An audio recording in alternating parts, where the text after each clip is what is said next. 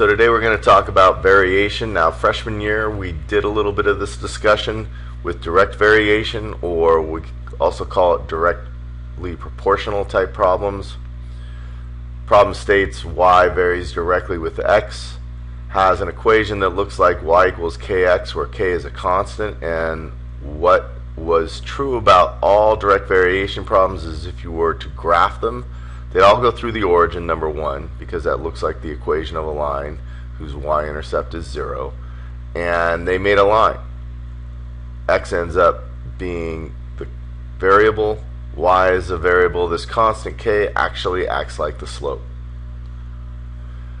We're going to add a couple more variations today. One is inverse variation.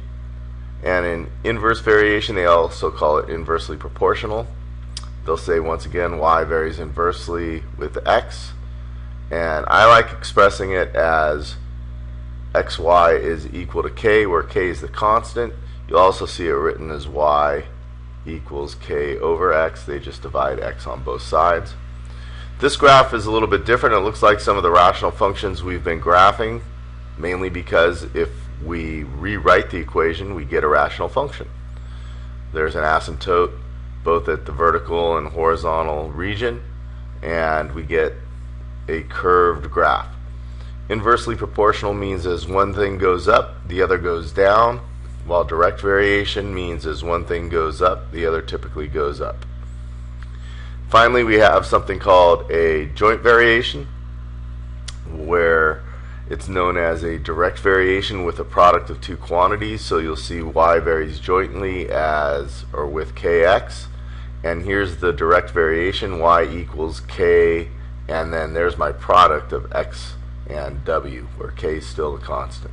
Typically you don't see a lot of graphs of that, but it's just kind of an idea. And then later in the lesson today, we will combine a couple of different variations into a singular variation known as a combined variation, but there's so many combinations we don't state it in an equation form.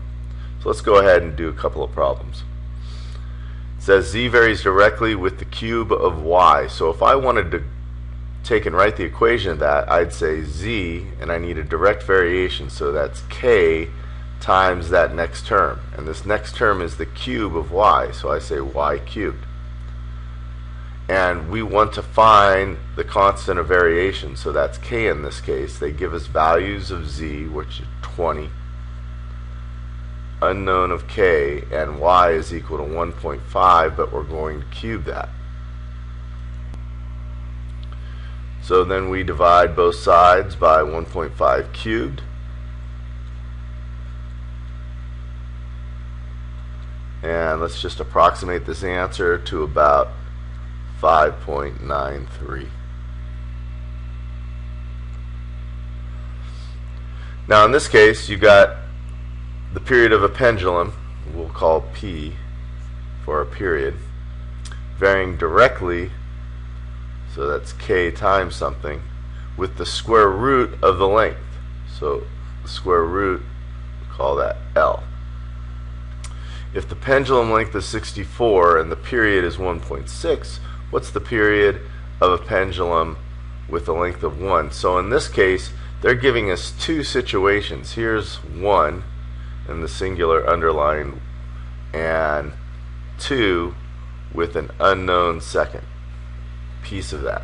Now what I typically do on this, I know if y equals kx, and k is a constant in every single case, and I'm given two situations, so 1 and 2, oops, sorry, 1 and 1 for the first situation, and 2 and 2 for the second situation. I know that if I was to divide here, y1 over x1, that's equal to k, and then I have y2 over x2, that's also equal to k.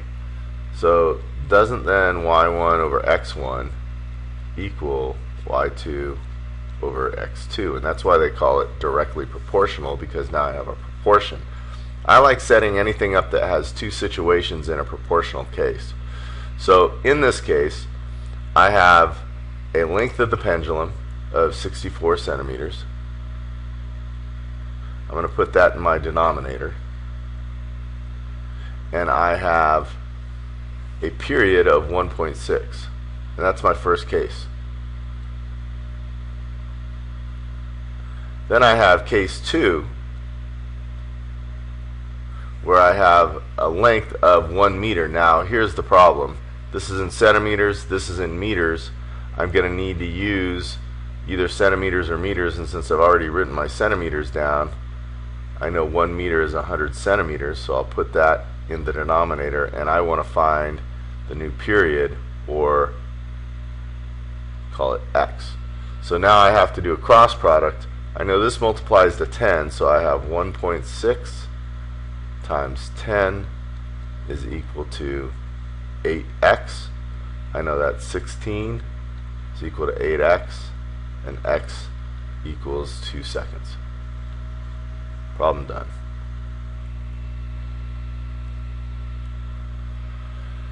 So now we have the volume of a sphere varies directly, so volume equals k with the cube of its diameter, d cubed, and it says the volume is 288 pi when the diameter is 12 centimeters, and we want to find the variation constant again. So this is 288 pi is equal to k times 12 cubed, and again we're just going to take and divide. We end up with 288 pi over 1728, and that's equal to k. This actually reduces to 1 here and 6 here, so I have pi over 6 is equal to k. So now let's look at an inverse variation. Problem states we have y varying inversely as the square root of x. So that's if we know an inverse variation is xy equals k.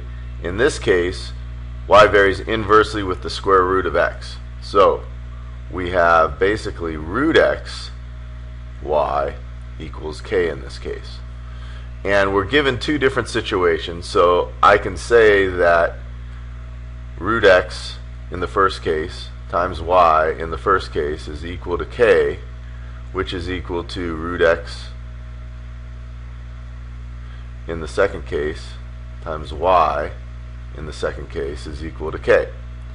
So now what I'll do is I'll just say, well, I have 12 for x, 40 for y, and that's going to equal root 15 multiplied by whatever that new y is.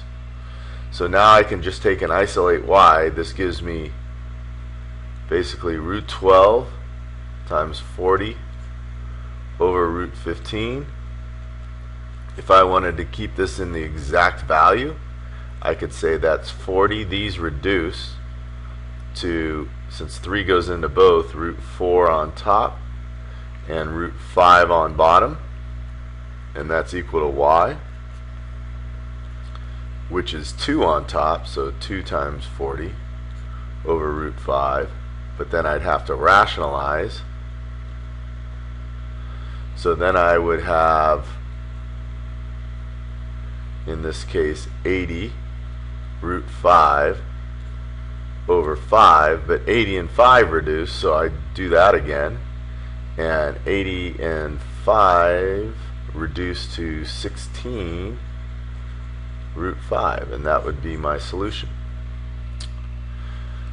So a little more reading on this problem. It says the electrical resistance of the wire varies directly, so we're going to go resistance varies directly with the length, so k L, and inversely as the square of the diameter. Okay, so this is what we call a combined variation, because what we have in a singular problem is a direct variation and an inverse variation. But all I've written to this point is the direct variation. So if you can think about it, think about what an inverse variation would look like. It's xy equals k. Well, I already have y equals kx. What if I were just to ignore this L right here and say that wasn't there and I wanted to write my inverse? It's the square of the diameter. So to write that, I'd say d squared, but then I just previously had a length right here. So this is my direct variation here combined with my inverse variation up here. So once again, that's called combined variation. And it looks like they're going to give us a couple situations. We have 100 meters of wire. We have diameter of 6 and a resistance. Then we have 80 meters of the second wire and a resistance of the second wire, and we have to find diameter. So again, I would set this up in a proportional fashion. I would say d squared r over L, which is equal to k, and that's my case 1, is equal to d squared r over L in case 2. So I'll go ahead and do that. I have my first case of a diameter of 6, so that's 6 squared, a resistance of 6, and a length of 100. And that's going to be equal to, we're looking for the diameter, we have a resistance of 15, and we have a length of 80. So this is once again going to be a calculator problem. I take 80 times 6 squared times 6, put that over 100 times 15, and I'll have to take the square root of that when I'm done.